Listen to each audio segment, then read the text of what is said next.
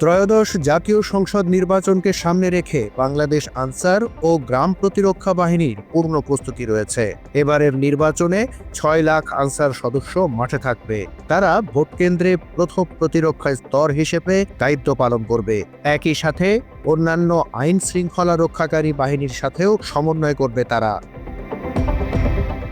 নির্বাচনকে সামনে রেখে গত বছরের আগস্ট থেকে আনসার সদস্যদের নেতৃত্ব, যোগাযোগ কৌশল ও ভিড় নিয়ন্ত্রণ বিষয়ে বিভিন্ন মৌলিক প্রশিক্ষণ দেওয়া হয়েছে।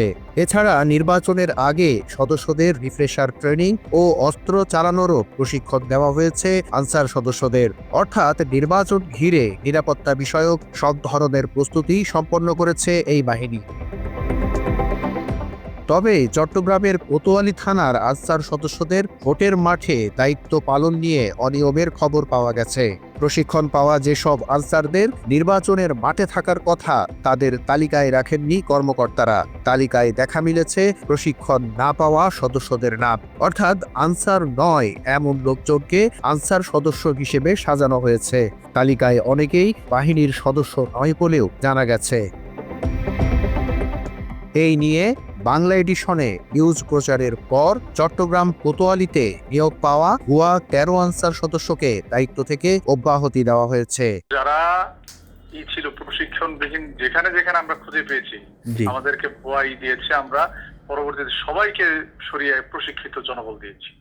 আপনাদের এই যে নামগুলা যেগুলা আনসার সদস্যই না, এগুলো আসলে কিভাবে ঢুকলো? তারা কিন্তু আমাদেরকে দিয়েছিল প্রশিক্ষিত, মানে যেটা দিয়েছিল আমাদেরকে সার্টিফিকেট, কিন্তু পরবর্তীতে আমরা দেখি এটা সার্টিফিকেটটা হয়তো জাল। আমাদের ইনফরমেশন ছিল কিছু কিছু আমরা যেমন দলনেতা দলনেত্রী নির্ভরশীল না হয়ে আমরা যেমন প্রশিক্ষিত জনবলের উপর নির্ভরশীল ছিলাম, তো এই দলনেতা দলনেত্রীরা বা অন্য কারো যারা অনৈতিক কাজ করতে ইচ্ছুক তারা এই ধরনের আমাদেরকেই করছিল যে কিছু লোকজন আমাদেরকে দেবে, মানে প্রশিক্ষিত লোকজন, পরবর্তীতে নির্বাচনের সময় তারা আর আসবে না, আমরা যেন বিপদে পড়ি। এমন অনিয়মের সাথে যারা জড়িত সংশ্লিষ্টদের বিরুদ্ধে বিভাগীয় ব্যবস্থা গ্রহণের প্রক্রিয়া চলমান রয়েছে বলে জানায় আনসার ভিডিপি।